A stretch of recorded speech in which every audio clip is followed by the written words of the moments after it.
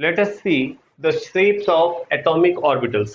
आज हम बात करेंगे इस वीडियो में एटॉमिक ऑर्बिटल के शेप के बारे में। साथ ही साथ हम ये भी बात करेंगे कि डिफरेंट शेप वाले जो एटॉमिक ऑर्बिटल्स होते हैं उनमें कोई पर्टिकुलर रीजन होता है, जहां पर पर्टिकुलर रीजन या एरिया होता है जहां पर इलेक्ट्रॉन मिलने की प्रोबेबिलिटी या पॉसिबिलिटी जीरो होती है, जिसे हम नोडल सरफेस या नोडल प्लेन कहते हैं। तो उन सब के बारे में हम बात करेंगे। सबसे पहले हम स्टार्ट करते हैं किससे? एस ऑर्बिटल के शेप से। देखिए, एस ऑर्बिटल की अगर हम बात करते हैं तो बेटा सबसे इंपॉर्टेंट बात एस ऑर्बिटल की ये है कि ये ऑर्बिटल जो है डायरेक्शनल नहीं होता है, स्फेरिकल होता है। स्फेरिकल से मेरा मतलब है ये फ्लैट नहीं है, ठीक है ना, सर्कुलर नहीं है, ये एक 3D इमेज है। ठीक है, 3D में से मतलब जैसे फुटबॉल होती है, फुटबॉल आप देखते हैं 3D की शेप में होता है, तो वैसे ही जो एस ऑर्बिटल है वो पूरा स्फेरिकल है, जिसके बिल्कुल सेंटर के अंदर न्यूक्लियस प्रेजेंट होता है और उस न्यूक्लियस के बाहर इलेक्ट्रॉन की डेंसिटी मिलती है। ध्यान रखना कि इलेक्ट्रॉन की डेंसिटी जो है एस ऑर्बिटल में न्यूक्लियस के पास मैक्सिमम होती है। जैसे जैसे आप न्यूक्लियस से दूर होते जाते हैं वैसे वैसे इलेक्ट्रॉन मिलने की पॉसिबिलिटी भी कम होती चली जाती है। आपको ध्यान होगा हमने बात की थी एक साई के बारे में जिसे हम वेव फंक्शन कहते हैं, और हमने साई स्क्वायर जो था उसे कहा था इलेक्ट्रॉन इलेक्ट्रॉन प्रोबेबिलिटी डेंसिटी। इसका मतलब यह है कि इलेक्ट्रॉन के मिलने की संभावना, पॉसिबिलिटी ऑफ फाइंडिंग इलेक्ट्रॉन। अगर किसी ऑर्बिटल के लिए साई स्क्वायर की वैल्यू मैक्सिमम है तो यानी वहां मैक्सिमम पॉसिबिलिटी है इलेक्ट्रॉन मिलने की। अगर साई स्क्वायर की वैल्यू जीरो है तो वहां इलेक्ट्रॉन मिलने की पॉसिबिलिटी जीरो होगी, और उसे हम नोड कहते हैं। ध्यान रखना, नोड। नोड क्या होता है? Node is a region around the nucleus where electron probability density or finding the electron, possibility of finding the electron is zero। उस रीजन को हम कहते हैं नोड। तो एक्चुअली नोड को हम दो पार्ट्स में डिवाइड करते हैं। नोड हो सकता है स्फेरिकल भी और प्लेनर भी, ठीक है ना। स्फेरिकल नोड भी हो सकता है, प्लेनर नोड भी हो सकता है। अगर आपको स्फेरिकल नोड फाइंड करना है तो n minus L minus one फॉर्मूले से फाइंड करेंगे। अगर प्लेनर नोड फाइंड करना है तो सीधे L से फाइंड कर लेंगे। क्वांटम नंबर आपको पता होना चाहिए इसके लिए, ठीक है। तो अभी मैं बात कर रहा हूं एस ऑर्बिटल की। तो एस ऑर्बिटल में जैसे मैंने कहा कि ये स्फेरिकल शेप में है, ठीक है। तो अब अगर मैं इसके एक्सेस देखूं, देखिए आप एक्स एक्सेस वाई एक्सेस सबको देखते हैं अपन यहाँ पर। एक तो एक्स एक्सेस हो गया आपके पास, एक वाई हो गया और एक जेड एक्सेस हो गया है। तो आप देखो तीनों एक्सेस पर हर जगह इलेक्ट्रॉन मिलने की पॉसिबिलिटी हमेशा सेम होगी, ठीक है। दूर जाते जाएंगे तो पॉसिबिलिटी क्या होती जाएगी? डिक्रीज होती जाएगी, और न्यूक्लियस के पास वो पॉसिबिलिटी मैक्सिमम होगी, लेकिन पॉसिबिलिटी होगी जरूर। चारों तरफ कोई भी एक ऐसा एरिया नहीं है जहां पर इलेक्ट्रॉन मिलने की पॉसिबिलिटी नहीं है, ठीक है। इसलिए हम कहेंगे कि जो एस ऑर्बिटल है हमारे पास में उसमें नोड होता ही नहीं है। फिर भी अगर आपको फॉर्मूले से फाइंड करना है कि नोड कितने होंगे किसी भी ऑर्बिटल में, जैसे मान लीजिए मैं 1s की बात कर रहा हूं, तो 1s के लिए मुझे टोटल नोड अगर फाइंड करने हैं, टोटल नोड, टोटल क्या, पहले तो हम स्पिरिकल देखते हैं, स्पिरिकल नोड कितने हैं इसमें। तो देखिए n minus L minus one. तो यहां आप बताओ n की वैल्यू क्या? n मतलब होता है प्रिंसिपल क्वांटम नंबर या शेल। तो इसमें शेल जो है वो 1 है, तो मैं लिख रहा हूं 1 1 sorry 1 and then L. L S के लिए एल की वैल्यू बताएं। एस के लिए एल की वैल्यू क्या होती है? एंगुलर क्वांटम नंबर की वैल्यू क्या होती है? जीरो, ठीक है। तो ये आपने पढ़ा है, तो minus zero then minus one. अब बताओ कितना आ रहा है सॉल्यूशन? जीरो आ रहा है। तो इसका मतलब क्या हुआ कि 1s जो हमारे पास ऑर्बिटल है उसमें इलेक्ट्रॉन मिलने की उसमें नोड मिलने की पॉसिबिलिटी जीरो है, उसमें कोई भी ऐसा रीजन नहीं है जहां पर इलेक्ट्रॉन न मिले। दूसरा, प्लेनर नोड की अगर हम बात करते हैं तो प्लेनर नोड के लिए फॉर्मूला क्या है? एल। तो आपको पता है एल की वैल्यू एस के लिए जीरो होती है, तो प्लेनर नोड भी जीरो है और स्फेरिकल नोड भी जीरो है, तो इसके अंदर दोनों ही जीरो है। अब एक बात समझना, प्लेनर और स्फेरिकल से मेरा मतलब क्या है। देखिए, आप ये देखें कि जैसे ये एस ऑर्बिटल है, ठीक है। इस एस ऑर्बिटल को अगर मैं बीच में से कहीं से भी काटता हूं, तीन प्लेन आएंगे इसके अंदर, ऐसे ले रहा हूं, ऐसे ले रहा हूं, ऐसे ले रहा हूं, तो आपको हर प्लेन में इलेक्ट्रॉन मिलेगा, हर प्लेन में आपको इलेक्ट्रॉन मिलेगा, इसलिए वहां पर नोड जो है वो है ही नहीं, तो इसलिए हम ये कह रहे हैं कि उसका प्लेनर नोड 0 है। लेकिन अगर स्पिरिकल की बात करते हैं तो स्पिरिकल भी इसमें तो 0 है, लेकिन अगर मैं 2s में आता हूं तो 2s में देखिए ये 2s का स्ट्रक्चर है कि यहाँ इलेक्ट्रॉन डेंसिटी है, फिर उसके बाद इलेक्ट्रॉन डेंसिटी 0 है, फिर वापस से इलेक्ट्रॉन डेंसिटी स्टार्ट हो गई है।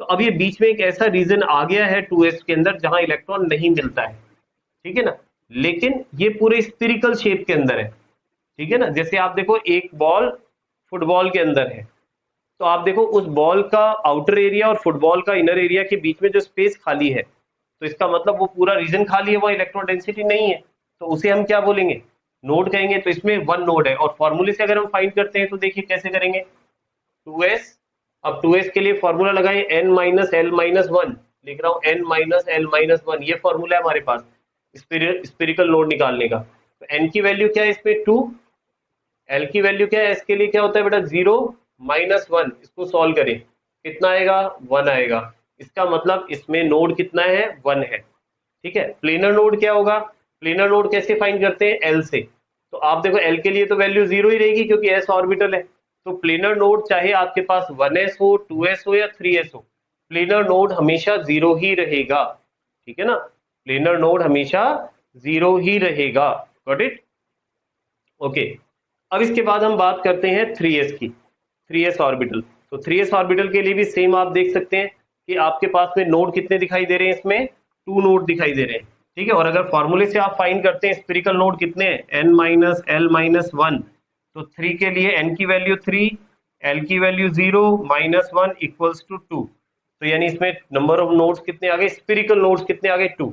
और प्लेनर नोड 0 क्यों है, क्योंकि अगर मैं यहाँ पर इस प्लेन में देखता हूँ, इस प्लेन में देखता हूं या इस प्लेन में देखता हूं, तो हर प्लेन में आपको इलेक्ट्रॉन डेंसिटी मिलेगी, इसलिए नोड होना यहाँ पॉसिबल ही नहीं है। तो प्लेनर नोड हमेशा इसमें कितना रहेगा, 0 रहेगा, ठीक है। और जब दोनों का सम करेंगे आप, इन दोनों को जब आप ऐड कर देते हैं ना बेटा, इन दोनों को ऐड करते हैं तो आपके पास n माइनस एल आता है, तो इससे आप टोटल नोड भी निकाल सकते हैं, ठीक है। तो ये एस की बात हो गई।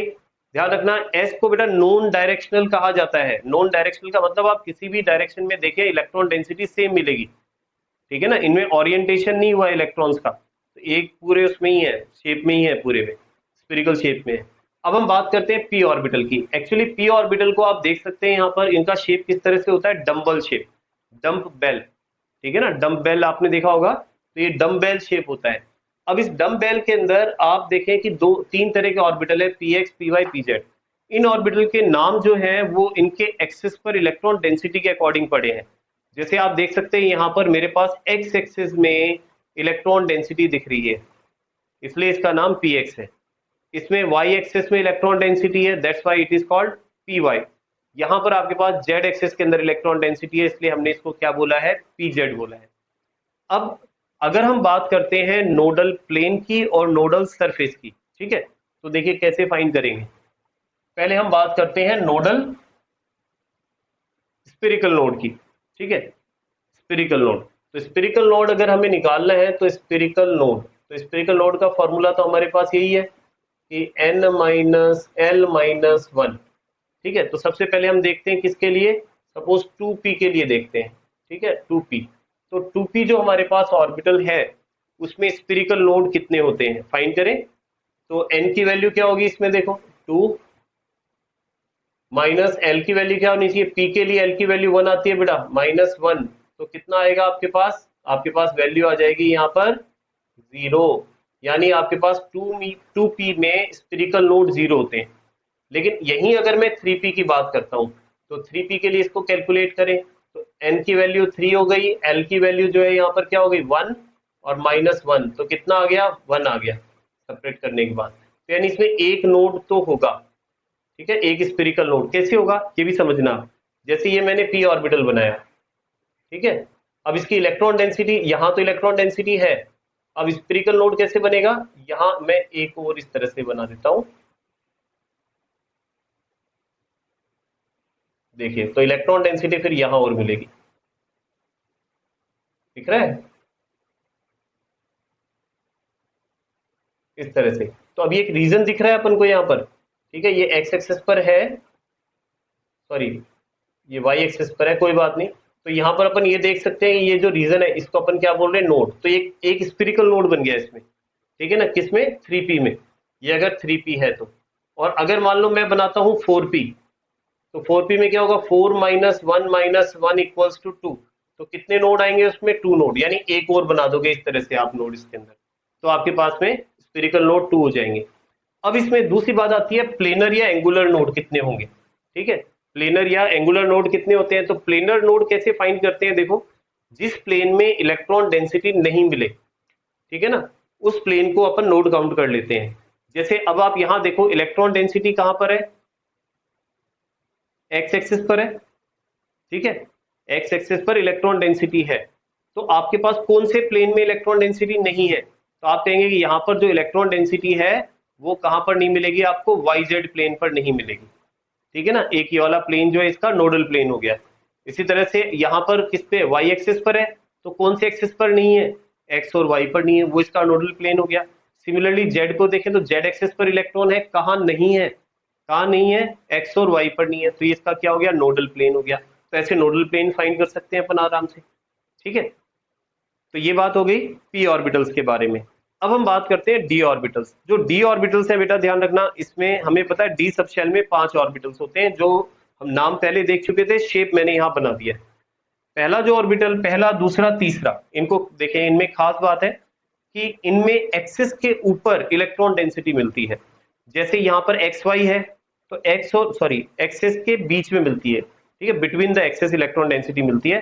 एक्स वाई एक्सिस है तो एक्स और वाई के बीच में इलेक्ट्रॉन डेंसिटी है।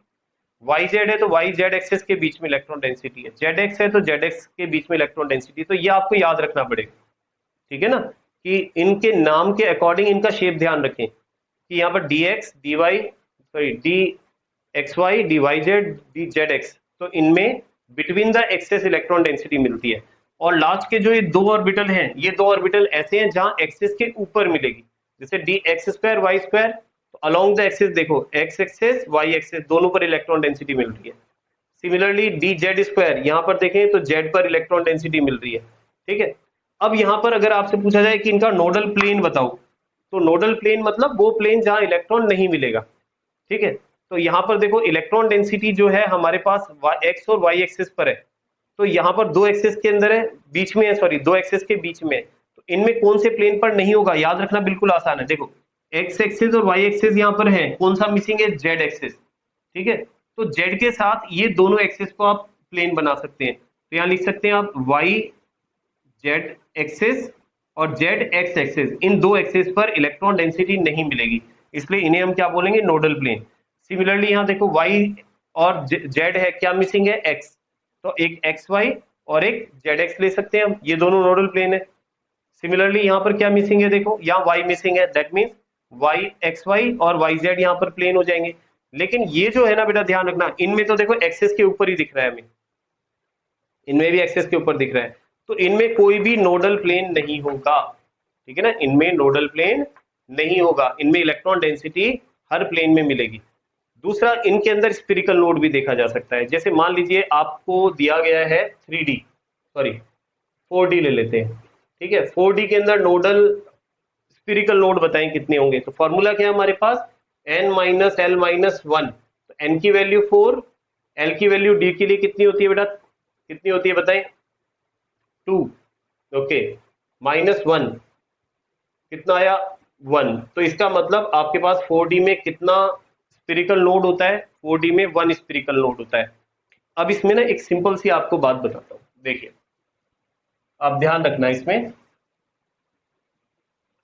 खास करके मैं स्फेरिकल नोड के लिए बता रहा हूं।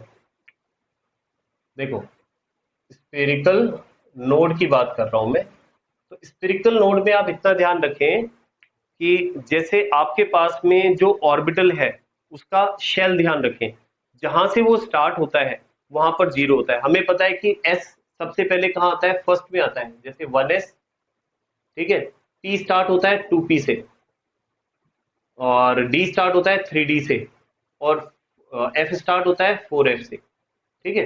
तो यहाँ पर ध्यान रखना, इनके अंदर स्फेरिकल नोड हमेशा 0 मिलेगा, पहले वाले में हमेशा 0 मिलता है। फिर अब हम बात करें, एक स्टेप आगे बढ़े, 2s 3p 4d और 5f। इनके अंदर स्पेरिकल नोड देखें तो क्या आएगा इसके अंदर, इसमें 1, इसमें भी 1, इसमें भी 1, इसमें भी 1।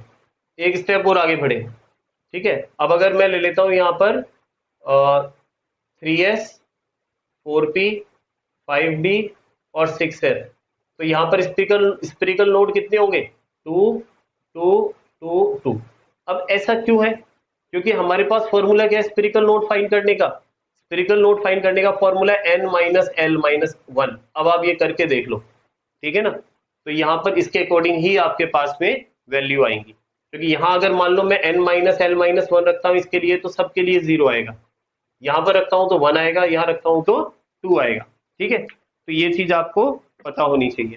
तो आई थिंक आपको क्लियर हो गया है कि किस तरह से हमारे पास में ऑर्बिटल्स के शेप होते हैं, ठीक है, और उनमें नोड्स मिलते हैं। एक चीज और ध्यान रखना बेटा, यहाँ मैंने एफ को मेंशन नहीं किया है। एफ को मेंशन नहीं करने का रीजन यही है कि इसका जो स्ट्रक्चर होता है वो काफी कॉम्प्लेक्स होता है, ठीक है ना, वो हमारे सिलेबस में नहीं है। हम हाँ ये बता चुके हैं कि एफ में जो टाइप्स ऑफ ऑर्बिटल्स होते हैं वो कौन कौन से होते हैं, तो वो मैं यहाँ पर डिस्कस नहीं किया है मैंने, ठीक है। आई थिंक आपको ऑर्बिटल्स के बारे में पता चल गया होगा। इनको बहुत अच्छी तरह से तैयार करना है, क्योंकि आगे जब तक आप केमिस्ट्री पढ़ेंगे इन ऑर्बिटल्स का जिक्र आता रहेगा, ठीक है।